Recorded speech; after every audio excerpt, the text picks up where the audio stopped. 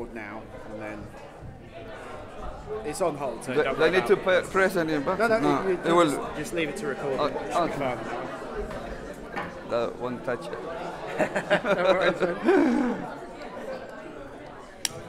So I've actually been meaning to email you guys actually. So I really have to apologize publicly because I haven't had the time to deal with emails. No, I haven't emailed anyone yet. So I've been too busy with this one. Yeah. Right. I'm gonna get. Yeah. I'm gonna cut and we'll sort it.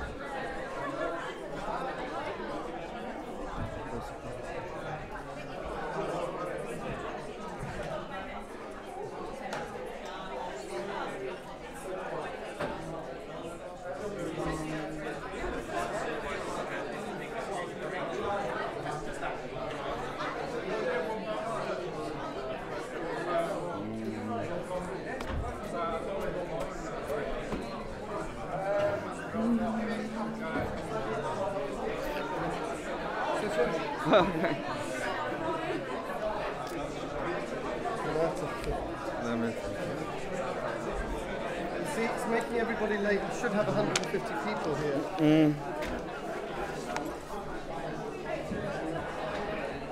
And all those people waiting outside, they were coming for another room. Sorry, as a very quick favour, just before you start speaking, can you just do like one clap like that, just so that we can sync up the sound with the cameras? Okay. Brilliant, thank you.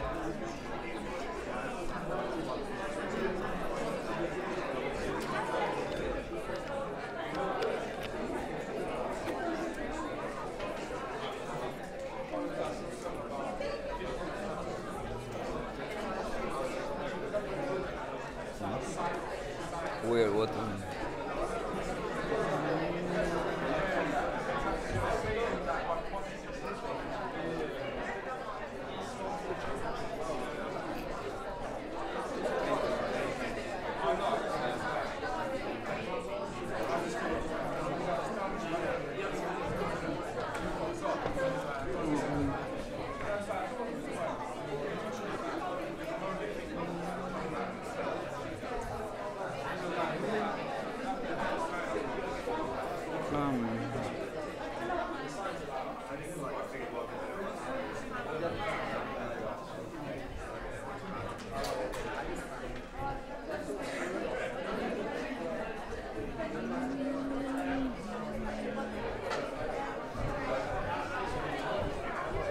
Okay. Okay.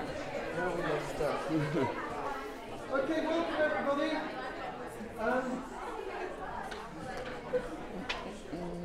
Welcome. Welcome also means welcome. Hello. Welcome. Thank you. Thanks for that, and well done for making it here on that labyrinthine journey to get here. We've got there were technical problems there. Basically, last week's lecture about technical developments, one of the messages was that they are liberating you. They are creatively liberating you. But this is a little situationist piece we put on to show you how, when technology goes wrong, you've got to be prepared for it. So all the technology has gone wrong in the other room. That's forced you to find your way here. What if the technology had gone wrong here as well? In fact, it has gone wrong, which is why we've had to move around here. Now, I might be making that up, but this is a situationist exercise to get you prepared for unreliable technology. Or I could just say, I'm very sorry, it's not, it's the AV department's fault. You need to swipe and sign, remember, letters from Tracy Leader are the ones that are serious. We're having our speaker first this week, and so please, those of you who are late, try and slip in as quietly as possible. You all would have been punctual if we'd been in the other room, I realise that. Quietly, because our speaker is standing in front of you now and I'm about to introduce him. Next week I'm going to be speaking a little bit more about how the creative industries might play out in the public and in other sectors that are not totally concerned with profit, with private profit. And for that reason I'm really proud to have Sergio Lopez Figueroa here from Big Bag Lab. Would you give him a warm welcome? Thank you.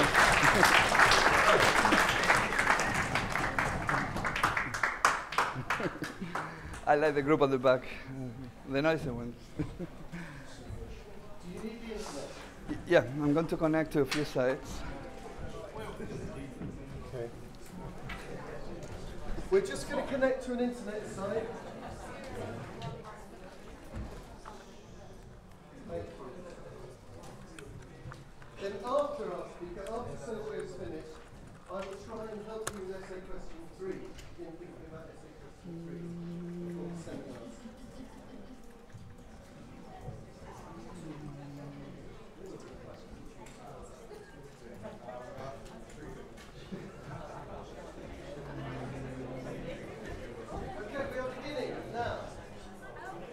Okay, I just want to play a bit of this film. We summarize what is Big Bang Lab about.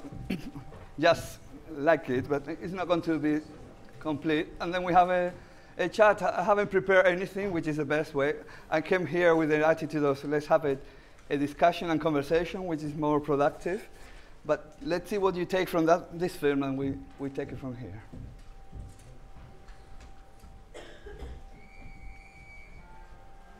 Once these senses recapture something specific which they have recorded, they bring about a feeling of beauty, warm and personal touch, which cannot be captured by something mechanical. Yes, this must be what former dock workers must experience whenever they ride on the river Thames. The British and foul smells must bring back a wonderful way of life that has been lost in time.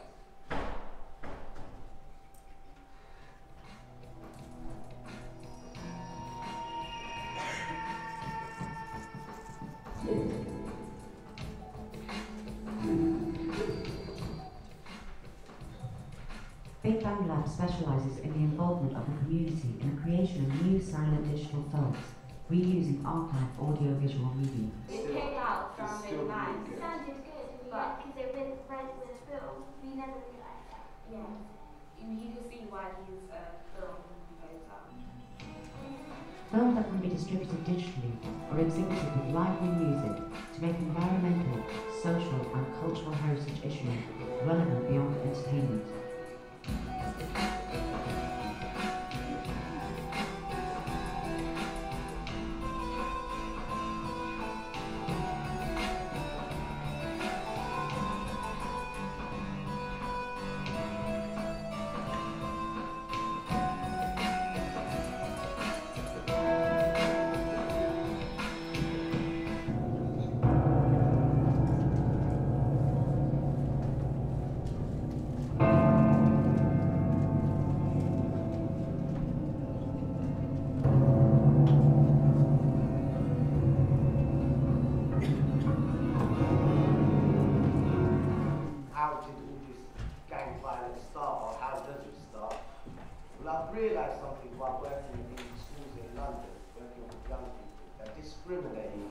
even reacting on stereotypes can actually trigger the start of bullying. Important to have a steering group because, as I told you, the atrocities have changed over the years. Especially in this borough, we have so many Somali refugees, we have so many people from Afghanistan, Iraq, we've got a lot of very large Jewish community. Different communities have suffered this genocides in their part of the world. And this steering group has to change the schedule every year to make aware of the different communities, to show them that we care about them.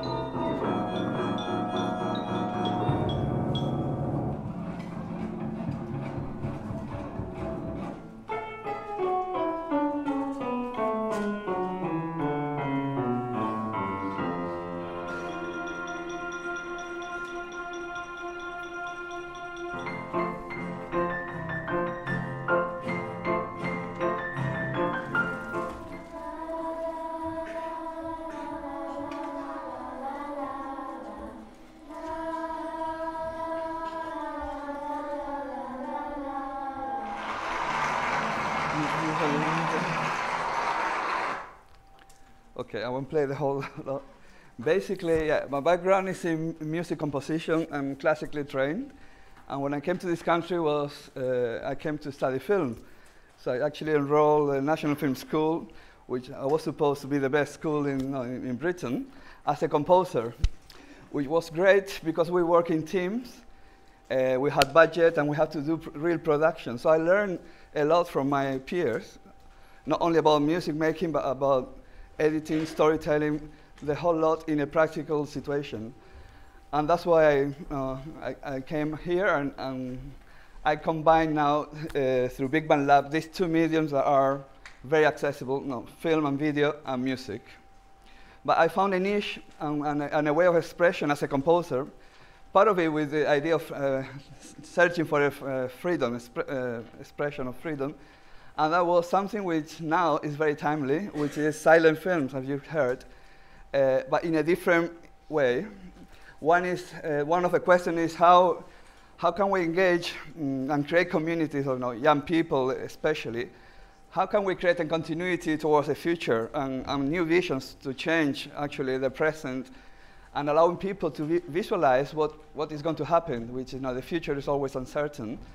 But the methodology was looking back on time and recreating what has been done in two ways. One is in the reuse of archive films that are full of dust, doing anything. So I work a lot with people where there's no hierarchy of power between director and the timeline and to the composer, which is how the industry works. I tried my best after I finished the school, NFTS, I didn't get anywhere. I had an agent. I even finished before the 3 years course because I was even in competition with my own teacher, something ridiculous. And at one point, I realized I didn't have anything new to learn apart from going out to the real world. But they didn't prepare us to give this jump. And the world now is really different. So I realized very soon that I had to start something new, starting from my passion, from what I had in my knowledge and my bag, and develop new ideas and new opportunities. But the funny thing that eventually, through that process of thinking new things, I started not calling myself composer or an artist, and moving to calling myself more entrepreneur, because of a simple idea that I was doing things with a purpose, with a vision of changing things for real, not just to tick the box. So creating music, it gave me, and it gives me lots of satisfaction, but the issue that we're facing at the moment, they're so huge that being an artist is not enough. And of course, I love to work with people and sharing the creativity. I think creativity is something I'm really passionate about, which is something we not keep it for ourselves. So if you're a creative person, immediately you have to be generous. It's a kind of energy you cannot stop not being creative and sharing. This Holocaust project was the first, even before I had the company. It was a commission by Brent Council to engage more communities into a new reading about refugees and the memorial, what is important to remember, which again, another topic in my company is about memory, recycling knowledge, and how to create products and services that generate income but has a social function. In the case of the Holocaust, I was working with the secondary music schools, and they went through the whole process of searching films, finding out the process of creating a mashup film. If you think about it like a collage, where the story is made not on the script level, but after. So you have to confront the reality of what material you have, and the discussion that the people had is actually allow them to think, what is this clip coming from? Is it really truthful, because it's black and white? Most of them, they thought it's black and white is truthful, but then they learn about history, about propaganda. They met a survivor for the Holocaust. So I designed a whole creative learning program, which includes using the resources that they were available around, the local archive, the Imperial War Museum. There were visits. But the most impactful thing was meeting a survivor. And there was a story that I met this woman who was 104 years old, amazingly, living in a tiny flat in Belsize Park in North London. And she was in one of the propaganda films that we used, but also she was a concert pianist, so she survived through music. And it was an amazing, this person has so much to pass that I thought, who's going to take the lead? What methodology, what processes need to be in place to transfer that experience into something that can be preserved, but not as a museum in terms of preservation, but can be manipulated and used. And all the students, they were really, they understood that they were doing a fake product. Every artist, where you create a film, is your own vision, is totally subjective. So the point was, how can we recreate something and learn from the process? So how can I learn about discrimination, about gang crime that is happening today by looking back and being creative and creating a piece of film that is incomplete because it's silent. All the words are replaced by music. And then the final event was put together in front of an audience, so you actually expand. That was the beginning of Big Band Lab. Before that, actually, because I've been learning, I like learning, and I've been learning all my life. Before that, there was a training course in Lewisham for creative entrepreneurs. And that gave me the opportunity of learning business skills. I'm not coming from a business background at all. And the idea I had never materialized was to create a contemporary ensemble of instruments that represent culture from London, with the idea of creating new music and also social integration. And I worked with people who represented it, who were like big stars from Southall to various areas of London, but playing traditional instruments in new ways. And the idea of heritage, tradition, memory, and innovation is being one of the branding and one of the core ideas of how to look at tradition and how to look at heritage. And this is the first thing I would like to throw to you. If someone tells you heritage, what is the first thing that comes to your mind? Any ideas? Tradition. Anything more subjective or emotional? Can you link yourself directly with heritage if you think about your own family? Or for you, heritage, you see more like another level. So you're not connected with ideas, heritage. And I've asked this question to street kids in India, because that was the second or third project that we did. And I was in the street asking, what means heritage to you? To street kids. And the response I have, not only from them, but also from people like the director of the television archive, the equivalent to the BBC of India, an amazing woman who opened I came out of the blue. And she said something important, that we are creating heritage right now. And also two things. In the digital domain, we think about heritage and archive of something old. Because we live in a present continuous time, well, we don't realize what we created yesterday is also an archive. But because of the amount of information that we need to digest, there's something missing between the line between information, skills, knowledge through experience, and then the final point probably is a concept that has been neglected from many centuries, or many centuries at least, which is wisdom. So I'd like you to think about, in your minds, the connection between heritage and wisdom. What does it mean, wisdom? And moreover, and more importantly, collective wisdom. I don't believe in a kind of gurus, or I'm embedded, I'm culture, I'm a genius. I promote creativity and participation all over. So I believe in the wisdom of the young people who haven't been contaminated by ideas. They're free and fresh. So that's why I like working with kids. My own daughter is an inspiration. She's 7. When I asked her, I'm coming from Spain, by the way, from the Canary Islands, and I asked, what do you miss in London, Tyra? And she said, well, I want a beach in London. I recorded that in 30 seconds. A beach in London, if you Google, is on audiobook.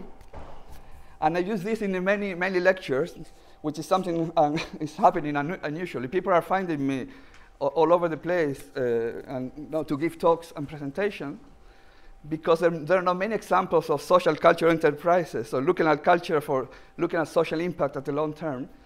But what she said was fantastic, genuine. 4 months later, the South Bank has a celebration of the 75 years of the South Bank, and what we see in front of our eyes one day we were working, sand. So they were recreating a beach. But not only that, Ken Livingstone, and I read it afterwards, he had some plans of doing like a bit of like a scene in Paris and recreating a beach.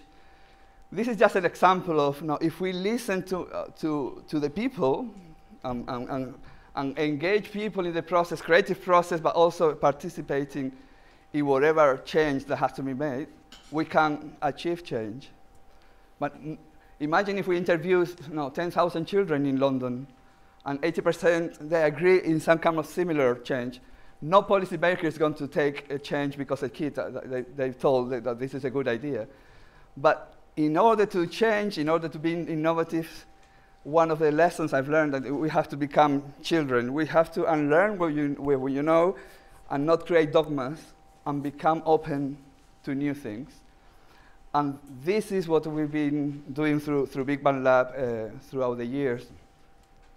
But I'm not here for a lecture. I just want to know randomly, you're coming from the creative sectors. I'm in a moment now that I'm looking for interns, and this is where the reason I'm connected with Simon is because we started like a small team, then the team split it, but I stuck to the idea because I was passionate about. So at the end, I've done a lot of things as a one-man band. No one can believe that this is done by me. Big Bang Lab is Sergio. But of course, I collaborated with lots of people, but then it's all high peak, low peak, basically project-based, and nothing happens. But things are changing, and we have now like little programs in place running in parallel, and there are 3 lines of work that we do. One is actually taking what we knew that before the recession, I was refusing to take any grant because I was really radical, saying, look, if I'm not surviving with the skills I have, I cannot prove the social impact, there's no reason to apply for grants. So I have to be viable before even I start thinking about social change. Eventually, I was very easy. It was very easy to get grants in a way, but I was lazy to do it. I'm not reluctant. I have one last year, which was by the lottery. And what I've created now is a model that can be replicated around. I'll show you the website. It's called Creative Generation. And basically what it is a plan of probably a 3 stages plan, working with 2 generations. It's like how to create a system where all the people and young people living in housing estates in London they get together to talk. But the way they talk and interview and use the video is very different from what you see in the media. First of all, people are not interested about people's stories unless you kill someone or you became famous. It's either one or the other, either hacking or you're a criminal. And that was the selling point. People don't care about us.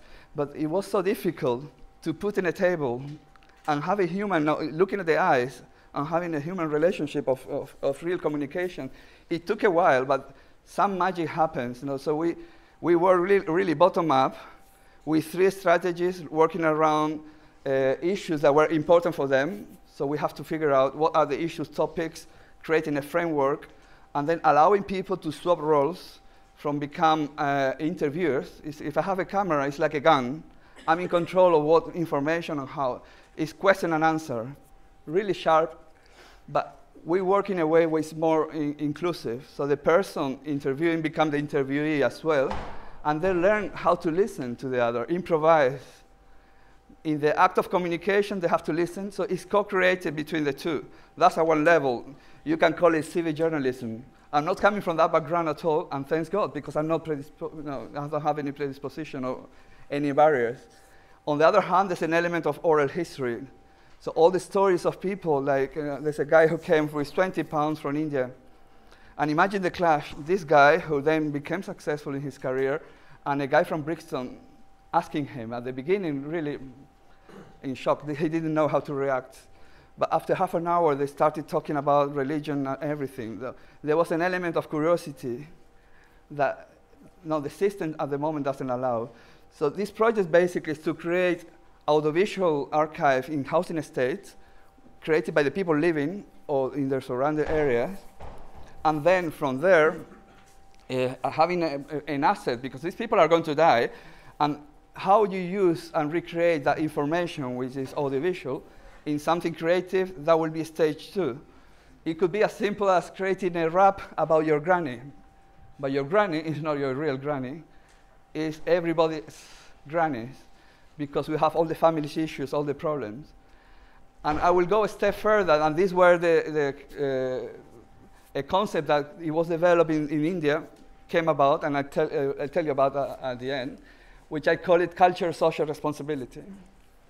And that's very simple. Now, we think about creativity all the time, but artists and ourselves and creative people, most of the time we've been used, and we cannot think that we can change from intangible to the tough and the tangible outcomes, like poverty, really the issues that matter.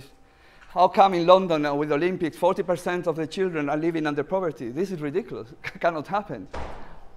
So through creativity, what I'm planning, and this is more long-term and the vision, is how to use copyright and royalties by empowering a collective work or collective music making, whereby I will bring, I've been researching about softwares that were designed in Massachusetts, MIT, to allow people paraplegic, people who couldn't move at all, use the blinking of the eye to read the movement of the eye in order to compose music. No one has used that before, but it's accessible, it's not expensive. But the lack of imagination of many people in the formal sector doesn't allow to think, oh, this can be useful. It breaks lots of barriers, and it allows people to create complex systems with very simple interface. That's one thing, but also bring knowledge and expertise of professional filmmakers, composers, who meet with a group of people to co-create either music or film. So the whole point is, if we make money, who will own it? And how can we use this as a medium to generate income for us, as a job, with all the jobs around not only creativity, but managing the content. The digital archive is huge. So the question is, should we divide into bits? We put our bit in their pocket, or shall we keep a percentage to a common pot, like a cooperative of IP? And this is what I propose, which is not Creative Commons, is not the alternative, the traditional copyright. It's basically being so transparent that we need the consumer to be aware that if they don't buy the £2 or that piece of music, something is not going to happen, rather than you're bad, you're a pirate. So the barriers that the governmental organizations are putting, which are mainly either technological or legal, I don't want to hear about that. All I want to hear is practical. In fact, I'm searching about innovation funding to be able to use metadata associated with the content, because another problem that we have, if a guy in the States, he's not a publisher, he hasn't been published, he's not famous. No publisher has taken his job, he's not done anything. With the current system, he cannot receive a royalty. And that's wrong. So to break that, the simple ways will be to have the metadata of the person associated to that content. That means treating that person with the respect of a co-author. He's a co-composer. For 70 years of his life, the revenues is going to be reverted to him, not to the organization, but to him. But because the work has been created collectively through a process of time, also the impact is about reconnecting with themselves and changing. So, and that means the culture social responsibility towards the people who come after you. Coming back to the idea of heritage, when that woman in India said also something that, by talking to people, you change your business model, and that's what happened. That's happened to me. And heritage, in a concept, involves two areas: inheritance for your ancestors, and that's the kind of the wisdom, in whatever way you want to put it, but also responsibility and legacy for the future. So there are very few activities that combine the two at the same time. And this is the area you can apply to any area. So for the state will be how people can change the perception about themselves, the way they think, and actually finding a model that generates money and alternative markets, because the music is there. It's not only X factors. So the idea is to find alternative markets where people can buy. I'm very glad that the artist won an award. And I wrote a blog, I will give you the details, which actually says that this is the right time. The way I see silent films is allowing a language that is global, because you don't have a barrier of understanding of the language, and create new opportunities also for filmmakers and composers to work on another level. So even if I work a lot in archive and silent films, from traditional films, scoring new music, there's a limited amount of work that you can do. And I'm not really connected, and I don't think it's very easy to connect contemporary public. What I'm really interested towards the future is creating a new language of cinema. People still go to concerts, and we can still tell stories without the need of a dialogue. So rather than doing a comeback to the silent era like the artist in a way, I'm questioning, would it be possible to create contemporary story actually from script with all the production that you want, high-level production, to tell stories that matter to people, but also they are global.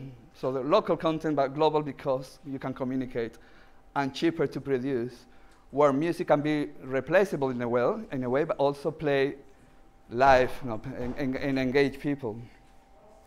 So these two ideas of advocacy, community creation, and more a creative aspect using new language of silence, film, and music, this is what I'm passionate about.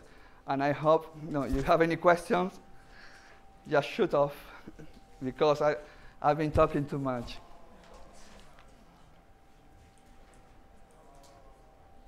Any questions? Yes. You were saying that you're talking about the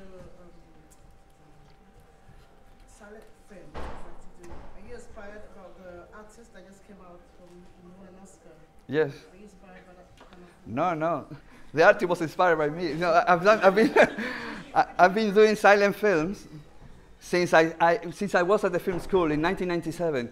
I did the music for Un Chien Andalou, which is a surreal film by Dali. Then I got a commission by the Tate Modern to create a program of short films relating cinema, art, and film. Painting in terms of art, cinema, and music. So I used Un Chien Andalou, and I was like, I won an award in Italy. There's festivals about rescoring for silent films. They've been going on for ages. And when I did that job, I was actually a producer because I choose the content I like to score, but I was dealing with the archive all over the world and to get the content that will appeal to the audience. I didn't want to just play for one night to the people coming to the Tate. So that I've been doing that. But in terms of the learning, all the production I've did with the Holocaust, in India, I work with street kids to produce a silent film about the city, using archive film, but also they were shooting in the marketplace. But then all they did, taking the dialogue out, and they edit. They learn how to create new silent films in that way. Now, after insisting for 3 years, I got a travel grant to go to India by the end of March. And I'm coming really like an arrow, like this is my time. I have to get funders and collaborators to do a program. I want to do a feature silent film with Indian musicians and Western, classical Western and classical, but looking about modernity and using producing a feature silent film to be able then to promote it here and in India as well. And I kept in touch these 3 years. And this is a lesson I want you know. You are going to be rejected so many times.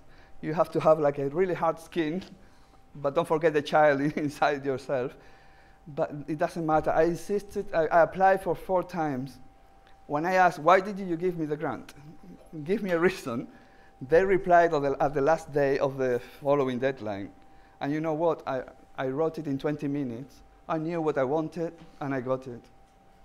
So just you have to persist and really, because the world, as the way I see it, you are in a much difficult situation as I was. So you have to be really inventive and entrepreneurial.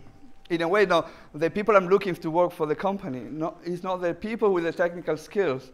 I can find them all over. People with editing, Final Cut, I don't care. Skill set, why they only train people like in really box? Why the trainers think that they can train in software mode, so you learn one software? They're not learning transdisciplinary, how to communicate with another person who has nothing to do with the work that you do. And this is something very important for the society, how it is now. You and me, everyone needs to be learning how to collaborate. And in fact, because of that, because I've been collaborating a lot, I'm launching, and this is one of the entrepreneurial ideas, I have a workshop called Balloon Orchestra Workshop, which sounds like a mad idea, and it's all to do with putting people in a place, uncomfortable place, where they have to create a new music score only using balloons as a musical instrument. And the reason is, one, it's going to last only for 3 days. When the air comes out of a balloon, you don't have an instrument, you don't have nothing. So make the best what you have. Then it's about being resourceful, but it's not about, yes, I'm great. It's about working together and create something new. So I'm using this in schools, but also starting in the corporate learning settings, because people need to learn a new language. When you create something new, imagination is the first thing that we have, which is the ability to think and visualize something so clear that then it could happen, and it happens. So the idea of resilience, because the world is tough, and collaboration is something really I'm pushing, not at the personal level, but institutional level as well. We don't know how to collaborate. We talk about it, it's bullshit. As a human being, we also, even in the States, when I was talking with an 86-year-old woman, the first reaction is, what is in there for me? But my question about, you were just talking about collaboration, and that's all great, and I think it's really brave to bring that subject up. But I also think that, I have a feeling, and I think that it's not only me, when in this world of work, you force more to compete with other people and have that individuality and have that personality and have something different than the rest of the people. And it's not necessarily about sharing stuff with other people. You were talking also about the who's going to get the credit for the work you're going to create all together. Yes. And I think it would be great if, for instance, someone is producing a film and everyone is getting, I don't know, the same amount of money or something, and everyone is getting paid for that, and everyone is getting paid for that, I don't know, for another couple of years or something like that. But I think there is also this notion of corporate capitalism, you know, type of thing, when you have a big corporation creating the laws and creating the policies, and how do you fight with that? You know, it's just... Yes, well, I take that point. It's very, very important. This is not like a fight, like a crusade, but talking about this idea of teams, creativity is not coming by consensus. So there's a myth about being collaborative. Doesn't mean that you don't have to fight. A good team that works together is not a team that, because of a consensus, they don't move and let's agree of everything. No.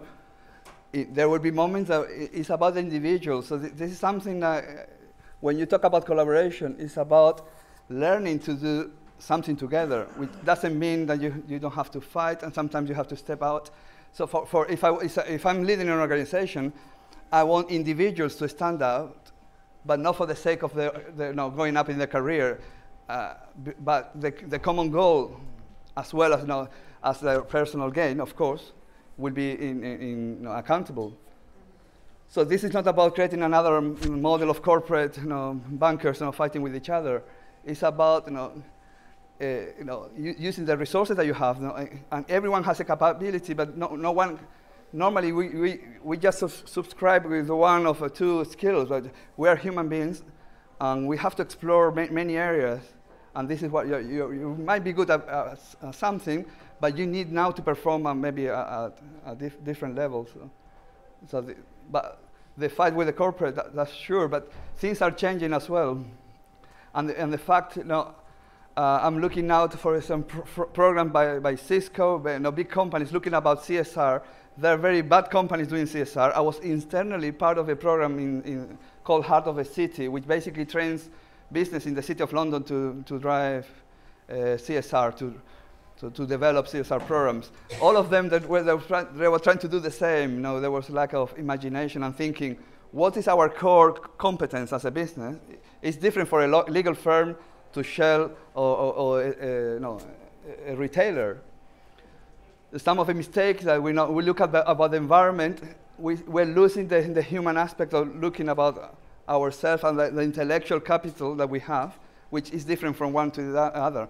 And then looking about commercial value, what can be exploited, and then social value, and create capital, but based on the competence. And many people, many companies, what they do is choosing the charity of a year, and they do a very little thing, and I get very annoyed because actually they don't go to the core of a program. They just want to use CSR as greenwash and marketing. But the other companies doing quite well. Have you heard of a term co-petition?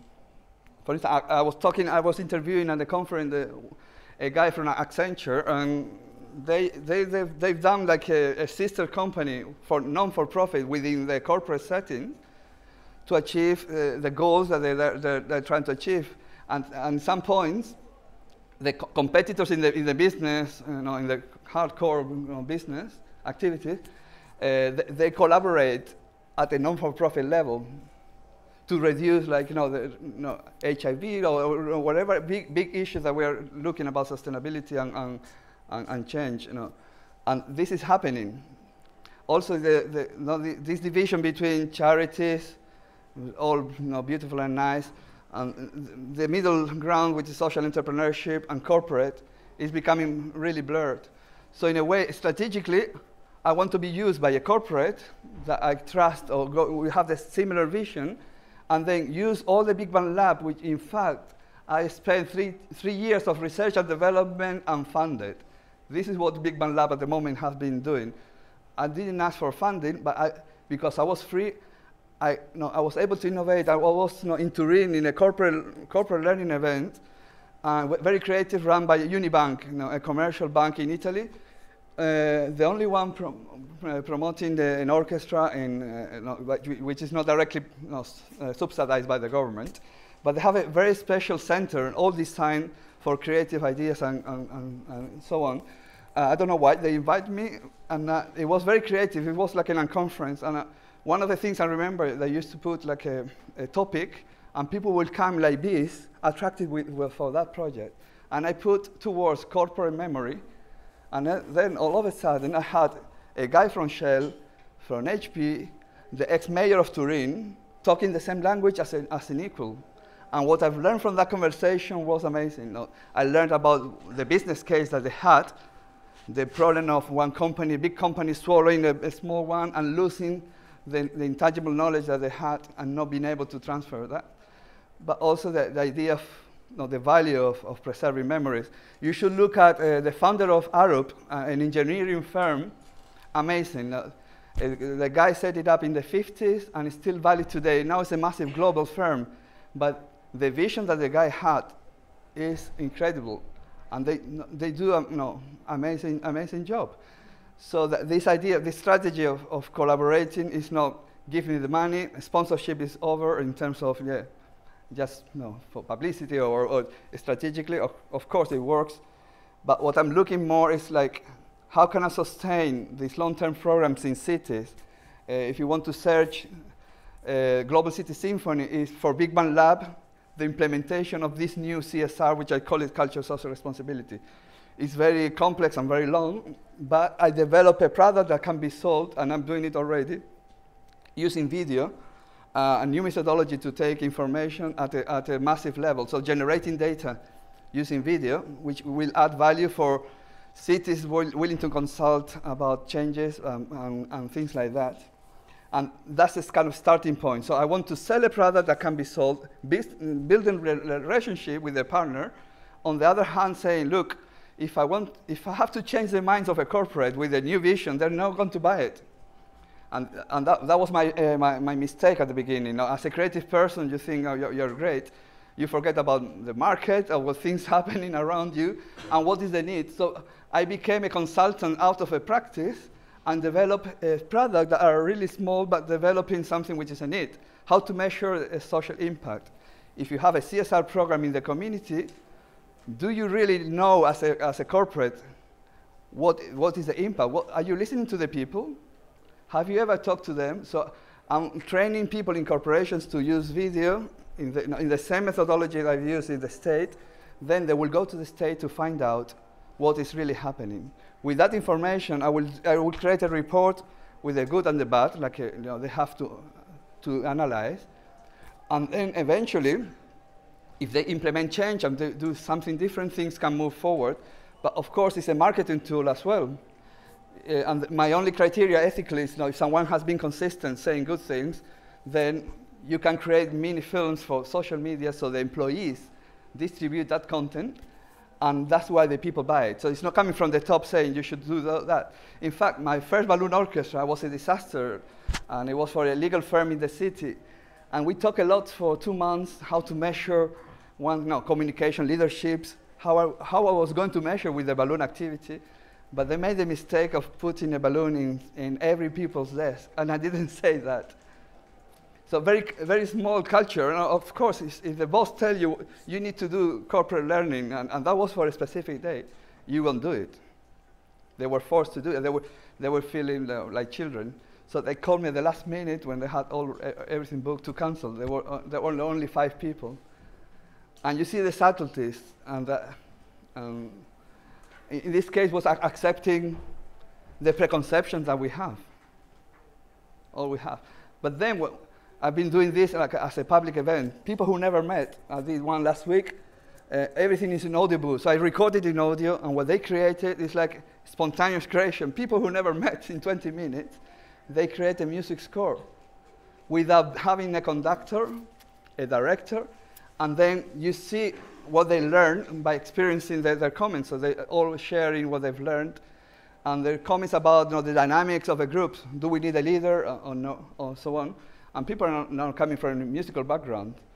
But if you search online on SoundCloud for the Balloon Orchestra Workshop, you can have an amazing world of sound. That's the beginning. It's like in ignition. From there, you can build. But it's fun as well.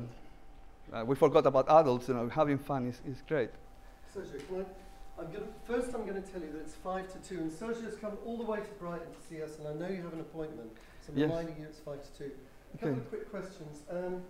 You advised us to look up the founder. Was it Arup? Arup, yes. Spelled?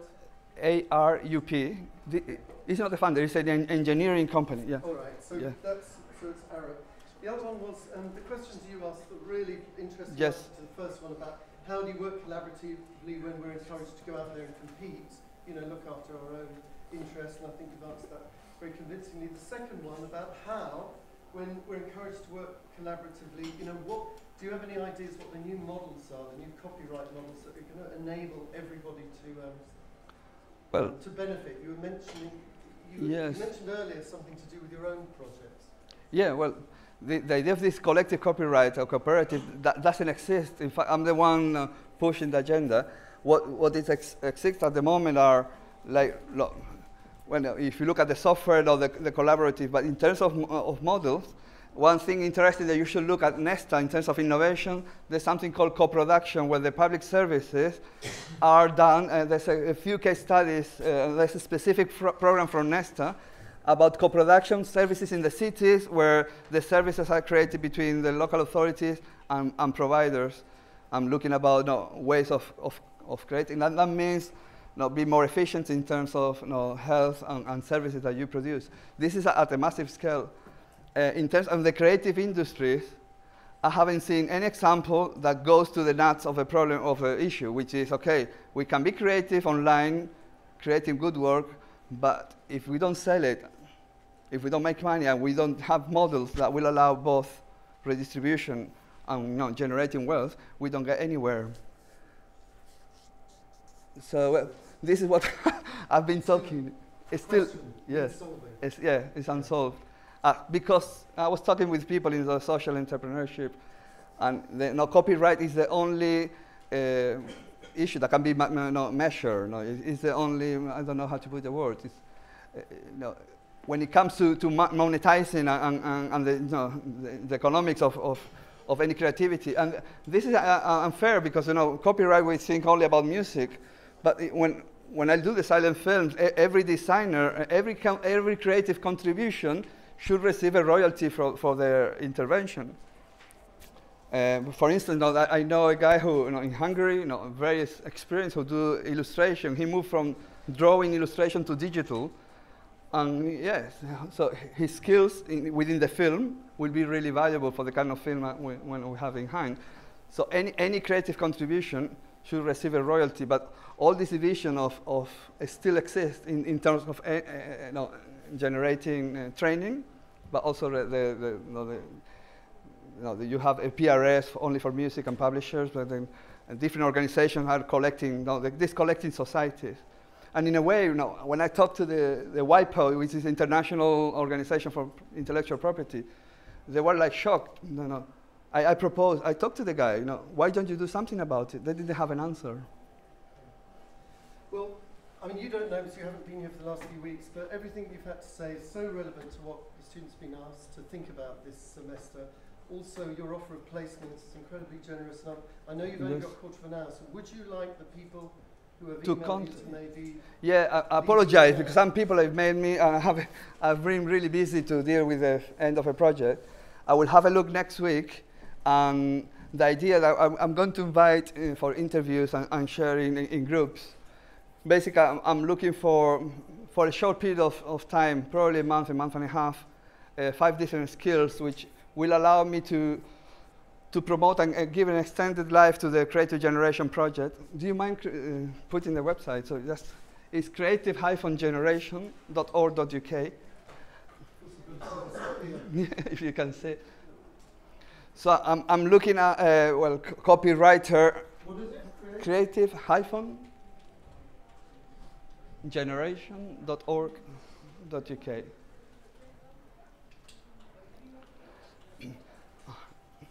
I'm based in Clerkenwell in a shared office and a space, which is another thing now. Is that badly spelled? Yeah, but with a hyphen in between. It's so difficult here because I can't see it. Ah, yeah. This isn't working, the screen, so I'm having to look at it. Hyphen. Yeah. What? www. You forgot it, yeah. That's tricky. .uk, yeah, both. Yeah, yeah. Okay, I just go quickly.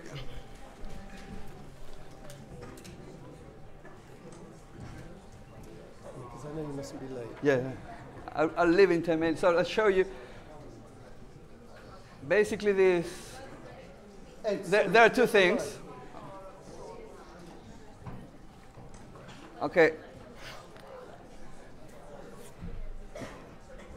The way that we create the stories, this is something we, very simple, maybe even childish, but it's effective.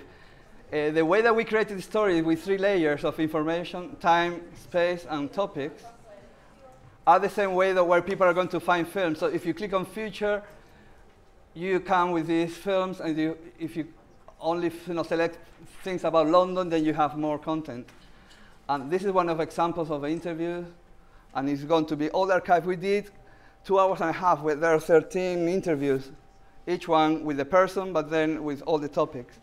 So we have all this content that is going to be online, and we need to promote also this project in terms of building it to other communities. So my job will be going to housing associations, actually, and I'm looking for a 50-50 as an investment. So it's not like a grant now. I'm looking about potential clients and supply.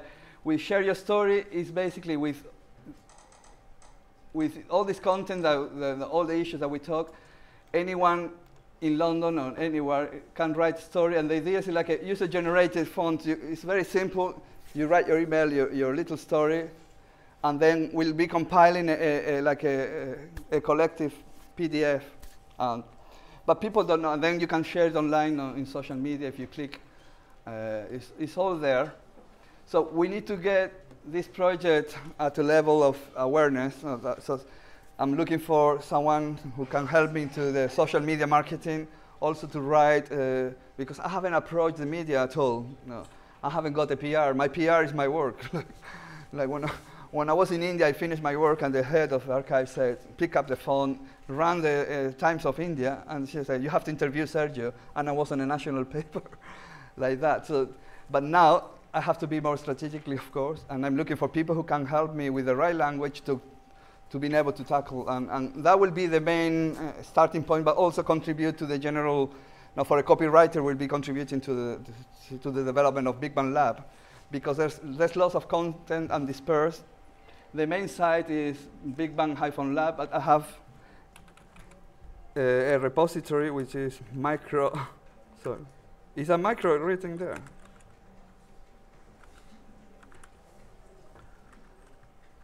What can you read? Does that say micro? You need to read forward. Micro? Only micro? No. Bang, okay. -lab.com.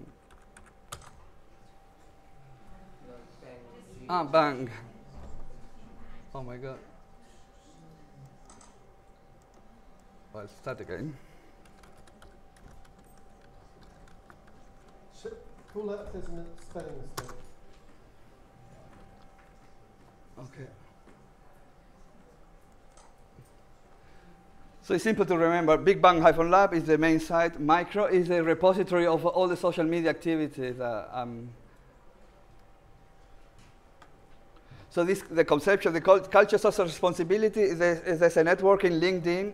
I've been running events since August, showing films and having discussions, using this idea of crowdversations for real. So I created 2 things: a meetup group. There are 150 people in London, so we have to do 1 meeting a week, a month, and then a network online. So I did it for 6 months, and my plan is to do it in different venues around. So I'm looking more people interested in project manager, event production, but with combination of cultural, social media, and film, because they will be curating films. But the help I need for the interns is to make the research of the coolest places in London, in different areas, a small size, so people feel comfortable to talk and discuss. and then doing that research. Can those placements be completed by the end of semester, which is the end of April, or not? Or yes, because they're really targeted. So they're really short. This is what I said, because unless I have the financial backup, and the idea is you come in group of 2 to the office, probably once or twice a week, and the rest is more flexible. And for me, it's a good trial of how to start developing relationships and working management in new ways. We're more flexible. So there are software that allow to monitor the activities of people. Like even a guy told me that you can watch, if someone is watching, you can have a screenshot of the person that you're working at a distance. This is not the point. The point is I want people that can really are passionate about the vision and the purpose of Big Bang Lab, and then with this purpose, with this month, we'll be able to test each other, because my goal is to be able to offer employment. I'm not doing this for the sake of, yes, it's good for the university or for us. It's good for you, because actually the chances that you have and the responsibility that you're going to have by working with a small company has nothing to do if you're trying to target a big corporation. You probably end up doing photocopying and doing quite boring job. But from the beginning, I'm going to trust and develop lots of responsibilities and because it's the nature of small business. So you will learn probably a lot. And my plan is to be able to offer commission-based work. So every person working to Big Bang Lab, they have to become a seller, not a salesperson like banging doors, but selling in any activity to you, because it's, you're passionate and you become part of the same vision. But also in terms of practicality, so if I have this balloon orchestra workshop, it's a very good trial for different markets to see, and if you sell, you get a commission. So this is kind of a transition model I'm looking for, how people can stay with us. Because if you think about, from my point of view, giving all that knowledge back and training you only for a month, and then you're leaving and taking that know-how away is not a very good idea for a small startup. Thank you very much. Okay, thank you. I've got to stay here with you. Yeah, no problem. We talk about this one. Yeah. Okay. We're running a bit late because of the change of room. Well done for all making it here. And as usual, I will try and make sure that we end a little bit early. But we do have some other things to do. So if you bear with me while I look bleakly at this.